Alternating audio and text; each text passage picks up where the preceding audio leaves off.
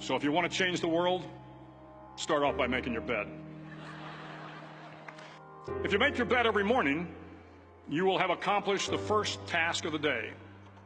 It will give you a small sense of pride, and it will encourage you to do another task, and another, and another. And by the end of the day, that one task completed will have turned into many tasks completed.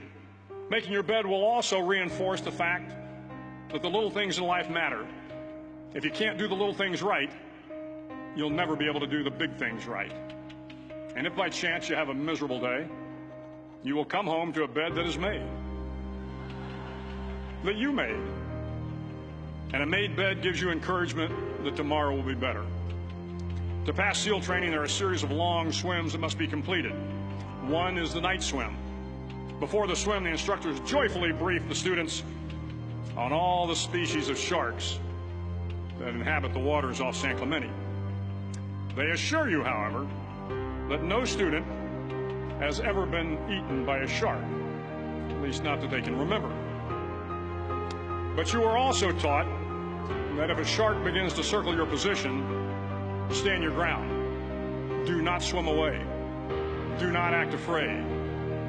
And if the shark, hungry for a midnight snack, darts towards you, then summons up all your strength and punch him in the snout, and he will turn and swim away. There are a lot of sharks in the world.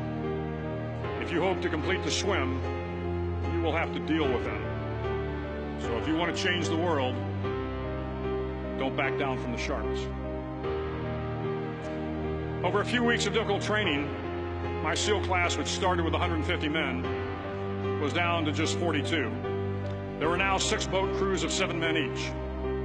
I was in the boat with the tall guys, but the best boat crew we had was made up of the little guys, the Munchkin crew, we called them.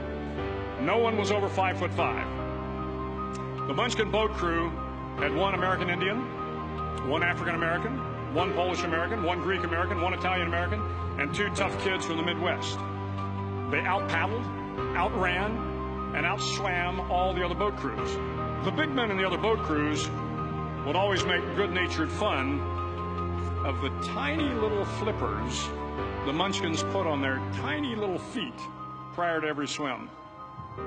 But somehow these little guys from every corner of the nation and the world always had the last laugh, swimming faster than everyone and reaching the shore long before the rest of us. SEAL training was a great equalizer. Nothing mattered but your will to succeed, not your color, not your ethnic background, not your education, not your social status. If you want to change the world, measure a person by the size of their heart, not by the size of their flippers. The 9th week of training is referred to as Hell Week. It is 6 days of no sleep, constant physical and mental harassment, and 1 special day at the Mud Flats. The Mud Flats are an area between San Diego and Tijuana where the water runs off and creates the Tijuana Sloughs, a swampy patch of terrain where the mud will engulf you. It is on Wednesday of Hell Week that you paddle down to the Mud Flats and spend the next 15 hours trying to survive this freezing cold, the howling wind, and the incessant pressure to quit from the instructors. As the sun began to set that Wednesday evening, my training class, having committed some egregious infraction of the rules, was ordered into the mud. The mud consumed each man till there was nothing visible but our heads.